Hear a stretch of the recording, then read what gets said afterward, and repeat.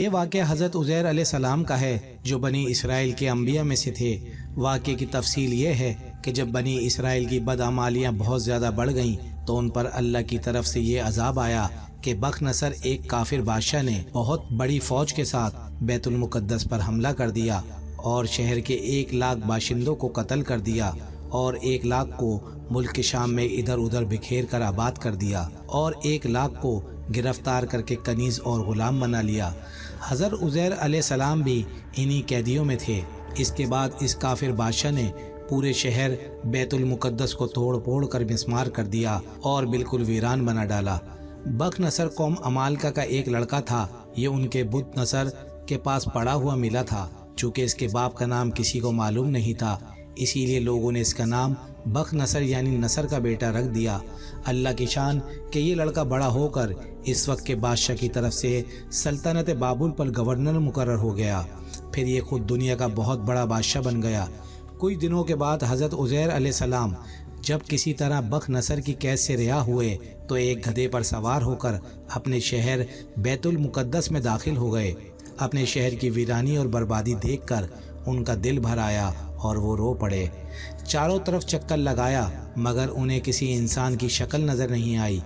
ہاں یہ دیکھا کہ وہاں کے درختوں پر خوب پھل لگے ہوئے تھے جو پک کر تیار ہو چکے تھے مگر کوئی ان پھلوں کو توڑنے والا نہیں تھا۔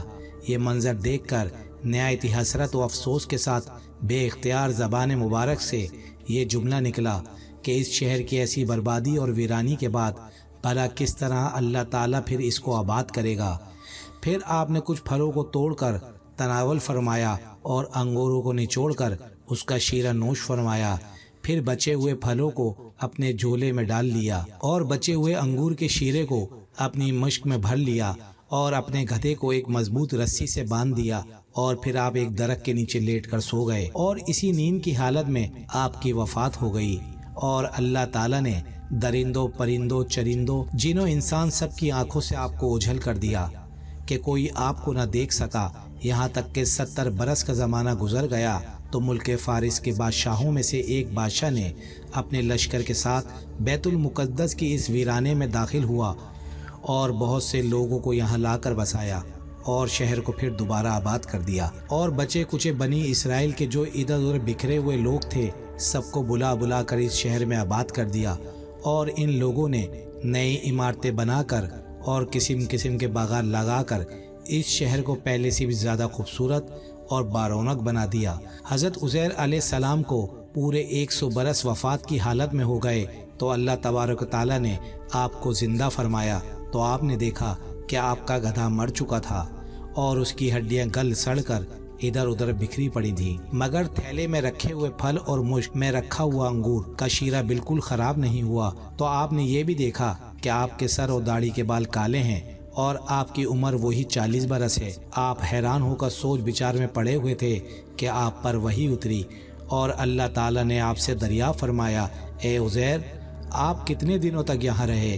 تو آپ علیہ السلام کے خیال کر کے کہا، میں صبح کے وقت سویا تھا اور اب عصر کا وقت ہو گیا ہے۔ یہ جواب دیا حضرت عزیر علیہ السلام نے، میں دن بھر یا دن بھر سے کچھ کم سوتا رہا۔ تو اللہ تعالیٰ نے فرمایا کہ نہیں اے عزیر، تم پورے 100 برس یہاں ٹھہرے رہے اور اب ہماری قدرت کا نظارہ کرنے کے لیے ذرا اپنے گدھے کو دیکھو، اس کی ہڈیاں گل سڑ کر بکھر چکی ہیں اور اپنے کھانے پینے کی چیزوں پر نظر ڈالو، ان میں کوئی خرابی اور بگاڑ پیدا نہیں ہوئی۔ پھر ارشاد فرمایا، اے عزیر اب تم دیکھو کہ ہم کس طرح ان ہڈیوں کو اٹھا کر ان پر گوشت پوست چڑھا کر اس گدھے کو زندہ کرتے ہیں۔ چنانچہ حضرت عزیر علیہ السلام نے دیکھا کہ اچانک بکھری ہوئی ہڈیوں میں حرکت پیدا ہوئی اور ایک دم تمام ہڈیاں جمع ہو کر اپنے اپنے جوڑ سے مل کر گدھے کا ڈھانچہ بن گیا اور لمحہ بھر میں اس ڈھانچے پر گوشت پوست بھی چڑھ گیا اور گدھا زندہ ہو کر اپنی بولی بولنے لگا۔ یہ دیکھ کر عزیر علیہ السلام نے بلند آواز سے یہ کہا، میں خوب جانتا ہوں اللہ سب کچھ کر سکتا ہے۔ اس کے بعد حضرت عزیر علیہ السلام شہر کا دورہ فرماتے ہوئے اس جگہ پر پہنچ گئے جہاں 100 برس پہلے آپ کا مکان تھا۔ تو نہ کسی نے آپ کو پہچانا نہ آپ نے کسی کو پہچانا۔ ہاں البتہ یہ دیکھا کہ ایک بہت ہی بوڑھی اور اپاہج عورت مکان کے پاس بیٹھی ہے جس نے اپنے بچپن میں حضرت عزیر علیہ السلام کو دیکھا تھا آپ نے اس سے پوچھا کہ کیا یہی عزیر کا مکان ہے؟ تو اس نے جواب دیا جی ہاں۔ پھر بڑھیا نے کہا کہ عزیر کا کیا ذکر ہے، ان کو تو 100 برس ہو گئے، وہ بالکل لاپتہ ہو چکے ہیں۔ یہ کہہ کر بڑھیا رونے لگی تو آپ نے فرمایا اے بڑھیا میں ہی عزیر ہوں۔ تو بڑھیا نے کہا کہ سبحان اللہ، آپ کیسے عزیر ہو سکتے ہیں؟ آپ نے فرمایا اے بڑھیا مجھ کو اللہ تعالیٰ نے 100 برس مردہ رکھا، پھر مجھ کو زندہ فرما دیا اور میں اپنے گھر آ گیا ہوں۔ تو بڑھیا نے کہا کہ حضرت عزیر علیہ السلام تو ایسے باکمال تھے کہ ان کی ہر دعا قبول ہوتی تھی۔ اگر آپ واقعی حضرت عزیر علیہ السلام ہیں تو میرے لیے دعا کر دیجئے کہ میری آنکھوں میں روشنی آ جائے اور میرا فالج اچھا ہو جائے۔ حضرت عزیر علیہ السلام نے دعا کر دی تو بڑھیا کی آنکھیں ٹھیک ہو گئیں اور اس کا فالج بھی اچھا ہو گیا۔ پھر اس نے غور سے آپ کو دیکھا تو پہچان لیا اور بول اٹھی کہ میں شہادت دیتی ہوں کہ آپ یقیناً حضرت عزیر علیہ السلام ہی ہیں۔ پھر وہ بڑھیا آپ کو لے کر بنی اسرائیل کے محلے میں گئی۔ اتفاق سے وہ سب لوگ ایک مجلس میں جمع تھے اور اسی مجلس میں آپ کا لڑکا بھی موجود تھا جو 118 برس کا ہو چکا تھا، تو آپ کے چند پوتے بھی تھے جو سب بوڑھے ہو چکے تھے۔ بڑھیا نے مجلس میں شہادت دی اور اعلان کیا اے لوگو بلا شبہ یہ حضرت عزیر علیہ السلام ہی ہیں، مگر کسی نے بڑھیا کی بات کو صحیح نہیں مانا۔ اتنے میں ان کے لڑکے نے کہا میرے باپ کے دونوں کندھوں کے درمیان ایک کالے رنگ کا مسا تھا جو چاند کی شکل کا تھا۔ چنانچہ آپ نے اپنا کرتا اتار کر دکھایا تو وہ مسا موجود تھا۔ پھر لوگوں نے کہا کہ حضرت عزیر کو تورات زبانی یاد تھی، اگر آپ عزیر ہیں تو زبانی تورات پڑھ کر سنائیں۔ آپ نے بغیر کسی جھجک کے فوراً پوری تورات پڑھ کر سنا دی۔ بغنصر بادشاہ نے بیت المقدس کو تباہ کرتے وقت 40,000 تورات کے عالموں کو چن چن کر قتل کر دیا تھا اور تورات کی کوئی جلد بھی اس نے زمین پر باقی نہیں چھوڑی تھی۔ اب یہ سوال پیدا ہوا کہ حضرت عزیر نے تورات صحیح پڑھی ہے یا نہیں؟ تو ایک آدمی نے کہا میں اپنے باپ سے سنا ہے کہ جس دن ہم لوگوں کو بغنصر نے گرفتار کیا تھا اس دن ایک ویرانے میں ایک انگور کی بیل کی جڑ میں تورات کی ایک جلد دفن کر دی تھی۔ اگر تم لوگ میرے دادا کے انگور کی جگہ کی نشاندہی کر دو تو میں تورات ایک جگہ سے برآمد کر دوں، اس وقت پتہ چل جائے گا کہ حضرت عزیر نے تورات صحیح پڑھی ہے یا نہیں۔ چنانچہ لوگوں نے تلاش کر کے اور زمین کو کھود کر تورات کی جلد نکال لی۔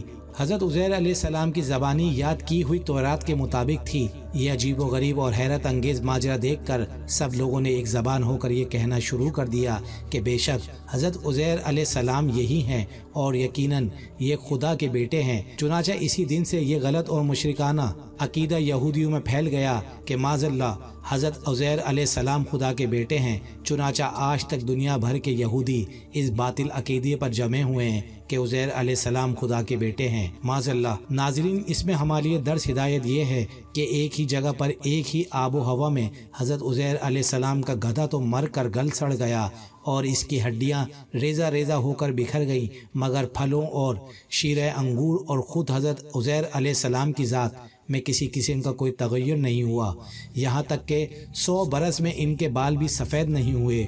اس سے ثابت ہوتا ہے کہ ایک ہی قبرستان کے اندر ایک ہی آب و ہوا میں اگر بعض مردوں کی لاشیں گل سڑ کر فنا ہو جائیں اور بعض بزرگوں کی لاشیں سلامت رہ جائیں تو ان کے کفن بھی میلے نہ ہوں، ایسا ہو سکتا ہے، بلکہ بارہا ایسا ہوا ہے۔ حضرت عزیر علیہ السلام کا یہ قرآنی واقعہ اس کی بہترین دلیل ہے۔ دوستو چینل کو سبسکرائب کریں، ویڈیو کو زیادہ سے زیادہ شیئر کریں، اچھی بات دوسروں تک پہنچانا صدقہ جاریہ ہے۔